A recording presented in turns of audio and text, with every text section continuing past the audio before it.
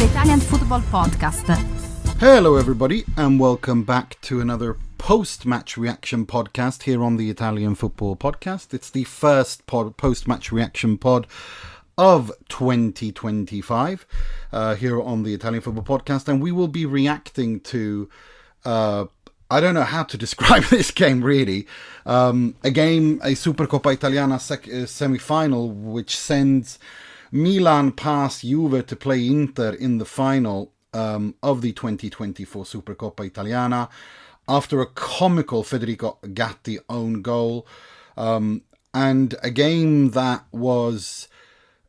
showed, I'd say, the weakness of both of these teams at the same time, starting with, as well as, you could say their strengths as well, if we're perfectly honest, but above all their deficiencies, especially if we look at, let's start with Juventus, who the first half Juventus were cruising. It was cruise control. It was calm. It was controlled.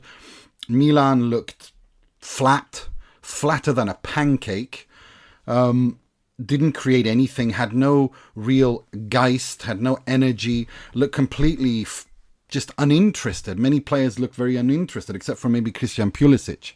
But where Juve, on the other hand, had that vibrant energy that we have seen this young Juve side do have, especially through Samuel Mbangula and Kenan Yildiz, who I think have shown and continue to show this season that the kids are all right at Juve. They are the ones that create, and they are the ones that stand for the positive energy, the creativity whenever Juve create anything. And Juve were rather comfortably in control after the first half, and they didn't create lots of chances, but they probably should have had at least another goal.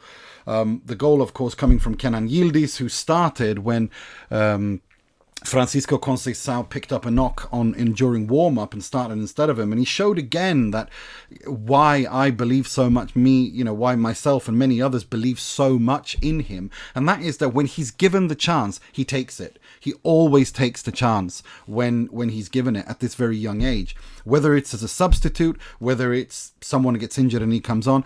He's got that mentality about him that he always rises to the occasion when called upon, even when not starting or not supposed to start. I do want to give a lot of credit to Weston McKennie as a left back. I thought he was really good there, and especially that first goal, the movement and interchange with Mbangula, who decided to cut in and overload the midfield, which completely confused Milan, and then a lovely pass for Yildiz with an even better finish. Showed that there is this Juve side. They showed the positive side of Juve, in the sense that of this young Juve project, one of the youngest teams in the Serie A, and that the energy comes from them. Because equally, the first half showed what Milan are like when they are poor, and I think no one embodies that better than Theo Hernandez in the first half, who was abysmal, and. He's of course he's to blame for the first goal. You could say Mike Mignon as well. Again, the corner, his left corner, his left post is where he concedes, and it's clear that strikers and attackers in Italy are aware of this, and so they always try to finish in that first corner. But overall, Milan were really poor. Really poor in the first half. No intensity, no nothing, no shape, and it was just a little bit more of the same under Paulo Fonseca, and not so much under Sergio Conceicao, who was diagnosed with fever, and there was talk of him maybe not even turning up for his debut. But if you know anything about Sergio Conceicao, it would take far more than fever or anything. It'd have to be something really serious for him to not stand there when coaching, let alone when coaching in his debut game. Whether that is wise or not, that's for the medical professionals at Milan to decide. And I'm sure that if it had been serious, they wouldn't have let him stand there. But regardless, we saw a completely shift in the second half, especially after Dusan Vlahovic missed a sitter again, which is now par for the course with him. Overall, we're going to get to the missed sitters across both of these semi-finals because there's been quite a few of them. But yeah, he misses a sitter. Milan are, play better from the 50th minute, around 51st, 52nd minute. There's more intensity. Milan look more cohesive in their press. They look more interested above all, because they certainly didn't look interested in the first half. And a penalty of a stupid challenge from Locatelli, which succeeded a wonderful tackle by Nicolo Savona on Theo Hernandez, actually, who got the ball really cleanly, and then immediately Locatelli goes into there, and he's a little bit clumsy and rash, and the penalty was given, and there's not really much to talk about that, at least not from the replays I saw, and I didn't really see Juventus players protesting too much either. And Christian Pulisic,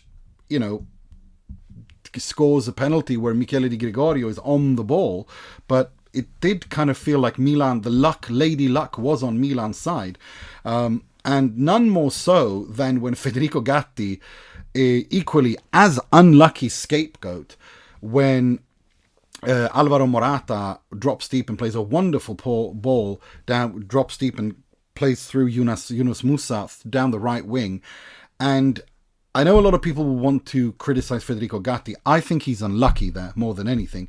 I think Michele Di Gregorio is actually a little bit out of position. He's a little bit too high up. And I've watched this goal quite a few times already, and I do feel that yes, Gatti is unlucky, and his foot is not he should be more resolute in that situation and not allow for deflections, perhaps. But I can't help but feel that Di Gregorio is a little bit out of place, and a little bit out of position. But it's absolutely a lucky goal, regardless, more than anything. And Milan definitely had Lady Luck on their side tonight. And, given what they've gone through, if you want to look at it in the grand scheme of things, I don't know if they deserve their luck and Juve didn't deserve the luck, because it's impossible to say, because this is a separate competition. But I do feel that Juventus, after the equaliser, or not just when Milan took the lead, but after the equaliser, again were toothless. Again, couldn't react, couldn't create, couldn't kill off the game. And it showed once more, like I said, both the strengths and weaknesses of this team. Milan are a team that can react in big games, as they have done against Inter, against Real Madrid. Okay, in this game they were awful in the first half, but in big games Milan can turn it on if they suddenly get that, that fire under their bellies, which they did in the second half. And equally, Juventus start games really well, score a goal, but they can't kill it off. And when the other team hurts them, they don't seem to be able to react in terms of creating chances. They have shown lots of character, and I have praised them quite rightly and quite deservedly for reacting in games, late scoring equalizers. But the problem is that that's been more down to chance and more to individual brilliance from Francisco Conceicao in the Champions League particularly, than Juve actually having a structure and playing their way through. They look a little bit shell-shocked, Juve, towards the end of games, in terms of structure, and we saw that tonight. And again, if we're talking about Federico Gatti, I mean, that chance at the end, which I think is blocked, is just symptomatic of him, isn't it? In the sense that he's a good player, but when mistakes are made, or when there's a little bit of luck involved, he looks like a bricklayer. He doesn't look like a professional footballer, and I don't want to be too critical on him, because I can't, the goal against Sassuolo, which is forever a meme, and then of course tonight it will go down on him, but I do feel that there is also some luck involved as well, and so I do feel a little bit unfair. It does feel unfair that it keeps happening to him, but then the converse argument is, where there is smoke, there is fire. It does keep happening to him, and why is that, and so on. So it's the one hand on the other hand discussion a little bit. But overall, looking forward now from a Juventus perspective, there's lots of things to think about. Juventus do still feel to me like a more complete team than Milan are. We don't know what Sergio Conceicao can do yet. I don't think there's much we can read much from it other than that his sides will react. In the sense that if he's not happy with the first half, if he's not happy with his players, he has energy, even when he's got the flu or fever, to induce that energy into his sides and get them to react, as we saw Milan do in the second half.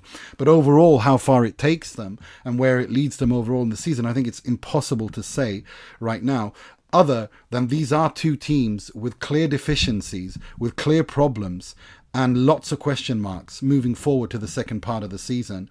And it's it's going to be very interesting to see how this plays out in the Serie A. But right now, it's the Supercoppa Italiana.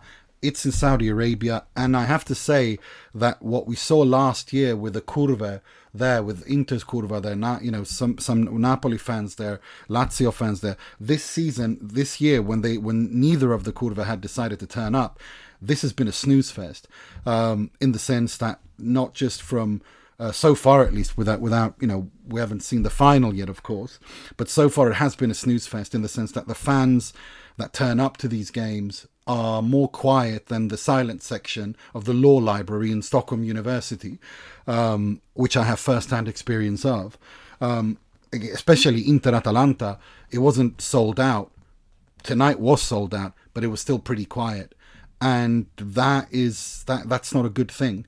And the fact that the organizers said that this game was sold out, it wasn't, because there was like 90%, it was 90% capacity. And tonight is a Friday, which is a holiday in the sense that it's not a holiday, it's a weekend in Saudi Arabia and the Middle East generally. Friday is like Saturday in Europe. Everyone's off. There's no school. Everyone's off work and so on as well. So I am very surprised that the organizers weren't able to fill this stadium out more, and I'm a little bit surprised that the fans who were there weren't able to create more of an atmosphere. Last year was actually pretty decent, even though out of the big three teams was only Inter there. That's a little reflection there. If we look forward to the issue of missed sitters, I mean, between Dusan Vlahovic, Theo Hernandez and Lautaro Martinez, it's been an absolute festival of missed sitters. It's got the feeling of a friendly pre-season, mid-season tournament. And the finishing has been as such. The quality of the games, especially tonight, definitely gives credence to that opinion and that feeling. So this does have a feeling of a pre-season, mid-season friendly tournament. None of the teams can be too tired. None of the four teams can be too tired. Gasperini rotated pretty much every single player starting. Okay, they were good players, but he didn't, like he said himself, I didn't turn up with the Primavera. But it does send a signal that as to how serious he took this tournament. And if you look at how the players perform across all teams, especially Inter Milan and Juve, you wonder how serious they take it. Not very many did. So it is what it is. Now looking forward to this final, which will be played on Monday night at 8 p.m. CET, I think, on 12th night. Whether it turns into another comedy, Shakespearean or not, remains to be seen, or if it turns into a tragedy when Denzel Dumfries and Theo Hernandez face off again. I, for one, am very excited for that little rendezvous, quote unquote, and I honestly don't know what to expect from that game. Based on these two games, of course, Inter are massive favourites, but then again, Milan just beat Juve. This is going to work wonders for their confidence, and they're going to go into that game and they're probably going to be very tight and low, as Sergio Conceicao usually is very good at organising his teams. And also Milan have already beaten Inter this season playing like that. So, Inter with an injured Marcus Thuram and a Lautaro Martinez who just can't score to save his life. There is an opening here. There is a possibility here for an upset and for Milan to win the second derby in a row after Inter won 6. So there's quite a lot of talking points and there's quite a lot of interesting storylines to look forward to on Monday night. But we will leave it there. We will be back on Monday, of course, for the Serie A roundup of the weekend's action. And then, of course, we'll do, or I will try to do, or I will do, rather, I should say, a post-match reaction to the Supercoppa Italiana final. For those of you who are listening, because we've made this pod as well as the Q&A pod this week free for all on all platforms, including YouTube. And the reason we have done that is that we're launching our YouTube membership next week, as soon as YouTube approve our membership tiers. And it'll be £5.99 per month. And essentially, it's the same thing as you get on Patreon. Without in that you'll get all the content that we produce, but with the difference, of course, that when we do videos, and we will try to do more videos, that will be featured there on the same time as it's featured on Patreon in audio format, but with the difference that because of how limited we have bandwidth with Patreon, we can't always publish video there. So we will, of course, link to our YouTube page. So we wanted to give everyone a little bit of a feel who's listening, if they want to sign up, whether it's on Patreon or on YouTube, what they get when they pay, when they sign up to be a patron. Both in terms of Q&A, where you can get the chance to send in a question, but also when we do these post-match reactions. So there you have it. But of course, the Monday pods will always be free for all to listen to, the weekend review show. So until Monday, take care of yourselves and each other. Ciao, ciao.